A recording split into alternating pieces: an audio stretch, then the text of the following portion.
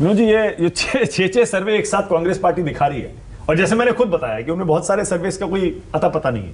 ये mind game ही होता है ना चुनाव से पहले। बिल्कुल, देखिए ऐसा है कि जो फ्लोटिंग वोटर होता है उनको भी एक मैसेज दिया जाए कि हम जीत रहे हैं। मैं एक बात के लिए कांग्रेस की प्रशंसा करूंगा कि माइंड गेम में उन्होंने एक एग्रेसिव आक्रामक रणनीति अख्तियार की है मध्य प्रदेश में। आमतौर पर बीजेपी इसमें माहिर है और कांग्रेस डिफेंसिव रहती है, लेकिन पहली बार उन्होंने जो है किया है।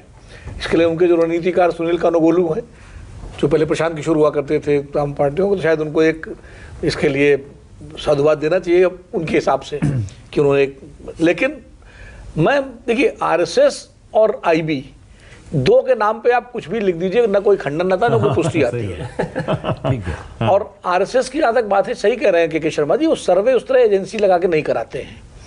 वो फीडबैक अपने कार्यकर्ताओं से, अपने स्वयंसेवकों से, अपनी उनके जो संगठन है, आनुषंगिक संगठन है, उनकी तमाम जो सेवाएं चल रही हैं, प्रकल्प चल रहे हैं उनके, जो तो उनकी लगातार नियमित मीटिंगें होती हैं। तो चूंकि भारतीय जनता पार्टी एक तरह से आरएसएस का पुत्र या पुत्री है, वो मातृ संगठन है, तो अपने पुत्र के बारे में, अपनी संतान के बारे में, उसकी सियासी सेहत कैसी है, इसका फीडबैक पर समय समय पर, जैसे माँ बाप अपने बेटे का हालचाल लेते हैं ना, मेडिकल चेकअप करा लिया कभी कि भाई ठीक चल रहा है कि नहीं चल रहा है, कोई दिक्कत तो नहीं है, ऐसे ही संघ भी जो है अपने सारे अनुषंगिक संगठनों का, चूंकि मातृ संस्था है तो वो एक वो लेती रहती है फीडबैक। तो फीडबैक लिया होगा, लेकिन वो फीडबैक कांग्रेस के पास कैसे पहुंचा, ये अपने आप एक प्रश्न है। अब वो कहने, अभय जी बता रहे हैं कि अखबारों में छपा वहाँ के, तो अखबारों में इस तरह की चीज़ें छपती रहती हैं और उनका कोई मतलब आधार नहीं होता। हम लोग भी तमाम सारी स्टोरी जब करते थे एक राजनीतिक पत्रकार के रूप में, तो अक्सर ये कहा जाता था संघ का ये सर्वे है, और ये एक मतलब मैं तो अपनी पूरी 38-39 साल की पत्रकारिता में, राजनीतिक पत्रकारिता में, बीजेपी के बारे में जब भी हम लोग खबर करने जाते थे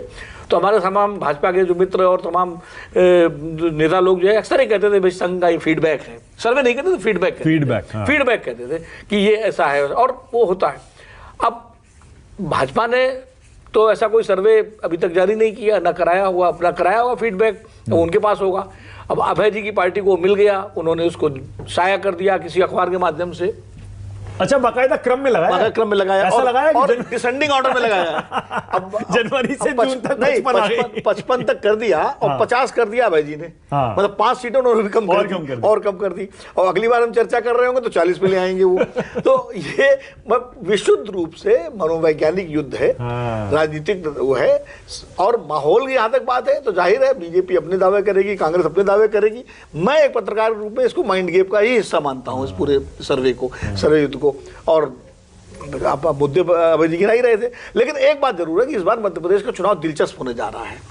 आप टक्कर मानते हैं? टक्कर इसलिए मैं मानता हूं, उसके 2 कारण हैं कि भारतीय जनता पार्टी में भी कोई कंफ्यूजन नहीं है, शिवराज सिंह चौहान ही मुख्यमंत्री रहेंगे, उनके नेतृत्व में ही चुनाव होगा, ये स्पष्ट है वो जो बदलने। और कांग्रेस में भी कोई कंफ्यूजन नहीं, जो पिछली बार था कि कमलनाथ होंगे, कि जो सिंधिया होंगे, कि कहीं दिग्विजय सिंह किसी को ले आएंगे, ये कंफ्यूजन था।